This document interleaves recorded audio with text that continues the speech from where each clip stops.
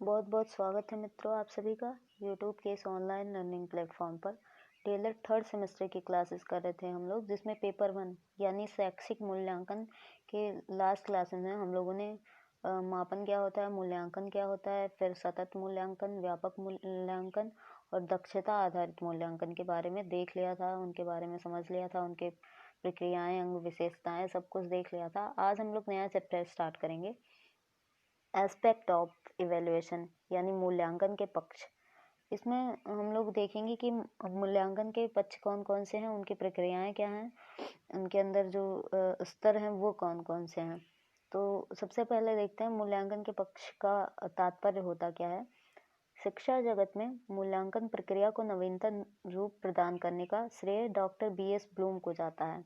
जो मूल्यांकन प्रक्रिया है, मतलब वो पहले से ही चली आ रही थी, लेकिन उसको जो नवीनतम रूप प्रदान किया गया वो डॉक्टर BS ब्लूम ने किया था। और इनकी एक बुक थी, टैक्सोनॉमी ऑफ एजुकेशनल ऑब्जेक्टिव। ये इनकी किताब थी। इसका नाम याद रखिएगा, कभी कभी एक नंबर में पूछ लेता है, टैक्सोनॉमी ऑफ एजुकेशनल ऑब्जेक्टिव। शिक्षा एक उद्देश्यपूर्ण प्रक्रिया है जिसका अंतिम लक्ष्य बालक के व्यवहार में परिवर्तन लाना होता है। जाहिर सी बात है, पहले हम लोग पाठ्यक्रम डिसाइड करते हैं, उसके आधार पे छात्रों को शिक्षण अधिगम कराते हैं और फिर उनका मूल्यांकन करके पता लगाते हैं कि हम लोगों ने जो उद्देश्य निर्धारित किए थे उसके आधार पर छात्रों को कितना प्राप्त हुआ, कितना अभी बचा है। तो शिक्षा का अंतिम लक्ष्य ही वही होता है कि छात्रों के व्यवहार में परिवर्तन लाया जाए, किसी भी आधार पर उनके व्यवहार को परिवर्तित किया जाए और उसमें उन्हें समाज का भावी एवं मतलब अच्छा नागरिक बनाने का प्रयास किया जाए। तो बालक के व्यवहार में उसके व्यक्तित्व के कई पक्ष या पहलू समाहित होते हैं, जिन्हें 3 भागों में बांटा गया है। जो बालक के व्यवहार के व्यक्तित्व के उसके जो पक्ष होते हैं वो 3 भागों में उनको बांटा गया है। एक संज्ञानात्मक, भावात्मक और क्रियात्मक या कौशलात्मक। तो ये 3 पक्ष होते हैं बालक के व्यक्तित्व के। बालक के या किसी भी इंसान के कह लें, उनके व्यक्तित्व के 3 पहलू होते हैं। एक संज्ञानात्मक पक्ष और एक भावात्मक और तीसरा है क्रियात्मक या कौशलात्मक। मूल्यांकन प्रक्रिया के अंतर्गत बालक के व्यक्तित्व में सन्निहित इन्हीं पक्षों का मूल्यांकन किया जाता है जो बालक की अधिगम दक्षता, मानसिक प्रक्रिया व कार्य करने की क्षमता को प्रभावित करते हैं। हम जो बालक का मूल्यांकन करते हैं शिक्षण अधिगम प्रक्रिया में, वो बालक के मतलब पहले पाठ्यक्रम डिसाइड किए, उसी के आधार पर उनको पढ़ाते हैं, फिर उनका मूल्यांकन करके पता लगाते हैं उनके व्यवहार में कितना परिवर्तन आया। तो जो व्यवहार में परिवर्तन आया वही तो उनके व्यक्तित्व का परिवर्तन है और वही व्यक्तित्व के उनके अलग अलग पक्षों का परिवर्तन है। मतलब उनका संज्ञानात्मक विकास कितना हुआ, भावात्मक विकास क्या हुआ और क्रियात्मक या कौशलात्मक विकास क्या हुआ। तो वही बात हो गई। हम मतलब मूल्यांकन द्वारा इन्हीं पक्षों के अलग अलग भागों में जो परिवर्तन आए उसी के बारे में पता लगाते हैं। इन्हीं पक्षों में हम शिक्षण अधिगम प्रक्रिया द्वारा अपेक्षित व्यवहार परिवर्तन, परिवर्धन या संशोधन करते हैं और इन्हीं पक्षों में हम फिर उसके आगे मूल्यांकन करके पता लगाते हैं कितना परिवर्तन हुआ, कितना नहीं हुआ। उसके आधार पे और आगे अधिगम प्रक्रिया करके उनके और आगे परिवर्तन और संशोधन करते हैं। तो इसमें सबसे पहला पक्ष है ज्ञानात्मक पक्ष। ज्ञानात्मक पक्ष को संज्ञानात्मक पक्ष यानी कॉग्निटिव एस्पेक्ट भी कहते हैं। अब इसका अर्थ देखते हैं क्या होता है। मूल्यांकन के ज्ञानात्मक पक्ष के अंतर्गत वे उद्देश्य आते हैं जो छात्रों की बौद्धिक योग्यताओं, क्षमताओं, ज्ञान, चिंतन तथा समस्या समाधान आदि से संबंधित होते हैं। इनके अंतर्गत क्या आते हैं, जो जैसे कि जो छात्रों के हम जब कुछ भी पढ़ा रहे हैं, जो उनके क्लासेस में जो पाठ्यक्रम डिसाइड किया गया उसके आधार पर उनको शिक्षा प्रदान कर रहे हैं, वही उनकी जो बौद्धिक क्षमता है, योग्यता है कि वो किस आधार पे उन चीज़ों को सोच पा रहे हैं, समझ पा रहे हैं, उसके बारे में कैसे क्वेश्चनिंग कर रहे हैं, कैसे चिंतन कर रहे हैं और कैसे अपनी समस्याओं का उससे संबंधित समाधान कर रहे हैं। यही सब होता है ज्ञानात्मक पक्ष के अंतर्गत। ब्लूम ने इस पक्ष के उद्देश्यों को सरल से कठिन व शिक्षण अधिगम की निम्न स्तर से उच्च स्तर तक ले जाने को ध्यान में रखते हुए 6 वर्गों में बांटा है। इसमें पहला है ज्ञान, बोध, अनुप्रयोग, विश्लेषण, संश्लेषण और मूल्यांकन। सरल से जटिल की ओर या कठिन की ओर हम लोगों ने पहले सेमेस्टर में देख लिया था कि सरल से कठिन की ओर जो मतलब शिक्षण प्रक्रिया है, इसमें क्या होता है। पहले बच्चों को सरल सरल चीज़ें जो जिनका ज्ञान उन्हें है उसका ज्ञान कराते हैं, फिर कठिन चीज़ों का ज्ञान कराते हैं। यही बात हो गई शिक्षण अधिगम की निम्न स्तर से उच्च स्तर तक ले जाने की। पहले जो चीज़ें आसान है उनको पढ़ाएंगे, फिर जो हार्ड है धीरे धीरे उन पे जाएंगे। तो ये इस मतलब ज्ञानात्मक पक्ष को निम्न 6 वर्गों में बांटा गया है। यही है ज्ञान, बोध, अनुप्रयोग, विश्लेषण, संश्लेषण और मूल्यांकन। ज्ञानात्मक पक्ष का आधार स्थूल से सूक्ष्म की ओर, सरल से कठिन की ओर है। सरल से जटिल की ओर हम लोगों ने देखा है, वही बात हो गई स्थूल से सूक्ष्म की ओर। स्थूल का मतलब होता है जो चीज़ें हमारे सामने हैं, मतलब जो हमें प्रत्यक्ष रूप से दिखाई दे रही हैं, उनके बारे में ज्ञान देना। फिर सूक्ष्म चीज़ें जो हमारे सामने नहीं है, अप्रत्यक्ष हैं, मतलब जिनकी बस हमें केवल कल्पना करके ही उनके बारे में ज्ञान प्राप्त करना है, वही बात हो गई स्थूल से सूक्ष्म की ओर ले जाना। और सरल से कठिन की ओर तो मैंने बता ही दिया। तो सबसे पहला इसका पार्ट देखते हैं जो है ज्ञान। ये सबसे निम्न स्तर का है। नॉलेज ये सबसे पहले स्तर का है। हम लोग इसको ऐसे एक स्टेज द्वारा डिवाइड कर लेते हैं धीरे धीरे। इसमें ये सारे जो भी हैं, ये एक क्रम में है। सबसे पहले ज्ञान होता है, फिर बोध होता है, फिर उसका अनुप्रयोग होता है, फिर हम उसका एनालिसिस करते हैं, फिर उसको संश्लेषित करते हैं और उसी के आधार पर मूल्यांकन करते हैं। तो ये सारी चीज़ें जो हैं वो एक स्टेज से हैं। इनको एक सीढ़ी बना के हम रख सकते हैं। जैसे नीचे लेवल पे जो हो गया, सबसे पहले ज्ञान, फिर बोध, फिर अनुप्रयोग, फिर विश्लेषण, संश्लेषण और मूल्यांकन। ये सारी चीज़ें जो स्टेज वाइज हैं, इनमें से एक भी इधर उधर नहीं करना है, सब लाइन से ही लिखना है। तो इसके अंतर्गत सीखने वाले व्यक्ति की उन क्रियाओं का वर्णन किया जाता है जो मुख्यतः स्मृति से संबंधित होती हैं।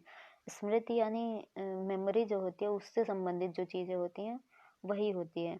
अतः ज्ञान उद्देश्य के अंतर्गत विभिन्न पदों, जो अलग अलग पद हैं ज्ञान उद्देश्य के अंतर्गत, जैसे कि विभिन्न पदों जैसे या प्रत्ययों या परिभाषाओं, सिद्धांतों, सूत्रों, विधियों, रचनाओं आदि का पुनः स्मरण तथा पहचान करने से संबंधित व्यवहार सन्निहित रहते हैं। जैसे कि हम छात्रों को कुछ भी पढ़ाए, कुछ उनको ज्ञान दिए, उनका अधिगम कराए, तो उसके बाद जो हम उन लोगों को जिन चीज़ों का ज्ञान कराए, जैसे कुछ परिभाषाएं या सिद्धांत सूत्र वगैरह बताए, उसके बाद वो उन चीज़ों को कितना अपने दिमाग में बैठा पाते हैं, कितना स्मृत कर पाते हैं, बाद में जब उनके ज़रूरत पड़ती है तो उस आधार पे कितना यूज़ कर पाते हैं, वही बात हो जाती है ज्ञान की। आगे है बोध यानी अंडरस्टैंडिंग। ये भी निम्न स्तर का ही है लेकिन दूसरे लेवल का है। ज्ञान के उपरांत बोध का क्रम आता है। इस स्तर पर ज्ञान तथा सूचनाओं के पुनः स्मरण तथा पहचान के साथ साथ ज्ञान व सूचनाओं से संबंधित अच्छी समझ भी अंतर्निहित होती है। जैसे उसमें क्या था, हम उसको कितना स्मरण कर पाते हैं, अपनी मेमोरी में कितना रख पाते हैं, और इसमें क्या होता है, मेमोरी में रखने के बाद उसको समझ पाते हैं, किस आधार पे हम उसको अच्छे से अंडरस्टैंड करके उसका अनुप्रयोग कर पाते हैं, अगले लेवल पे उसका यूज़ कर पाते हैं, वही बात हो जाती है।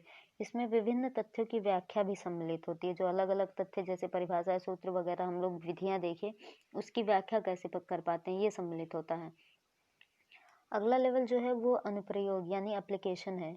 ये निम्न तृतीय स्तर है, ये भी निम्न लेवल का स्तर है और तृतीय स्तर है। इस स्तर के अंतर्गत बालक ज्ञान व बोध के उपरांत उसका वास्तविक जीवन व नवीन परिस्थितियों में प्रयोग करना सीखता है। पहला लेवल था, पहले ज्ञान लेता है, उसको अपनी मेमोरी में फीड करता है। उसके बाद बोध में क्या था, उसको अंडरस्टैंड करता है, अपने अंदर अच्छी समझ विकसित करता है, और फिर इस लेवल में क्या होता है कि उसका अनुप्रयोग करता है। जो जीवन में उसको समस्याएं आ रही हैं, उसमें परिस्थितियां जो अलग अलग आ रही हैं, उसमें कैसे उसका यूज करता है। और इसके 3 उपस्तर हैं। पहला सामान्यीकरण करना, फिर निदान करना, फिर नवीन परिस्थितियों में प्रयोग करना।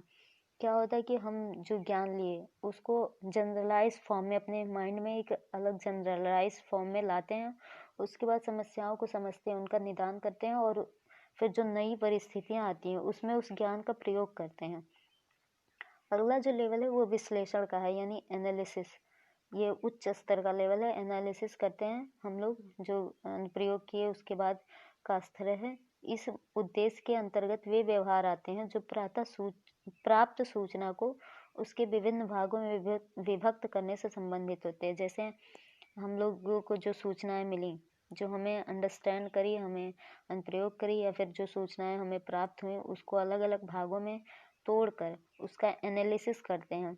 मतलब उसको एनालाइज करते हैं कि इसमें क्या है, कैसे है, क्यों है, ये सब बातें देखते हैं। इसमें 3 उपस्तर देखने को मिलते हैं। पहला है तत्वों का विश्लेषण, फिर संबंधों का विश्लेषण, फिर नियमों का विश्लेषण। जो अलग अलग तत्व हैं, मतलब जैसे कोई प्रॉब्लम हमारे सामने आई, उसमें जो अलग अलग पार्ट्स हैं उनके बारे पहले उनका विश्लेषण करते हैं, फिर उसका कि कुछ किसी और अलग चीज़ से क्या संबंध है उसको कोरिलेट करते हैं, उसका विश्लेषण करते हैं। फिर नियमों का विश्लेषण करते हैं, उसमें जो नियम सूत्र वगैरह यूज़ किए गए हैं उसका विश्लेषण करते हैं। अगला जो पॉइंट है वो है संश्लेषण यानी सिंथेसिस। ये भी उच्चतर स्तर का लेवल है, सेकंड लास्ट लेवल। इसमें सीखने वाले का व्यवहार रचनात्मक होता है। रचनात्मक मतलब वो नई नई चीज़ों, जैसे हम मतलब अंडरस्टैंड किए, अनुप्रयोग किए, फिर उसका एनालिसिस किए, उसके बाद हम उसका सिंथेसिस करते हैं। जो अलग अलग चीज़ें आई, जैसे तत्वों का विश्लेषण किए, संबंधों का, नियमों का, फिर उसको आपस में सिंथेसाइज करके हम एक नई चीज़ की रचना करते हैं। अपने दिमाग में, अपने माइंड में एक अलग व्यवहार की रचना करते हैं। इस स्तर पर छात्र विभिन्न भागों, अंगों तथा तत्वों के साथ साथ कार्य करके उन्हें इस तरह से व्यवस्थित करते हैं कि कोई ऐसी रचना तैयार हो सके जो पहले से उनके सम्मुख प्रस्तुत नहीं थी। बात वही हो गई, जो जैसे प्रॉब्लम कोई आई, हम उनका विश्लेषण किए, फिर उसके बाद उसको सिंथेसाइज करके एक मतलब अलग रचनात्मक चीज़ जनरेट कर रहे हैं जो पहले से नहीं थी, हमारे सामने पहले कभी नहीं आई थी, हमने उसको जनरेट किया है। तो ये बात हो गई संश्लेषण की। इसकी भी 3 उप अवस्थाएं हैं, मतलब 3 उपस्तर हैं।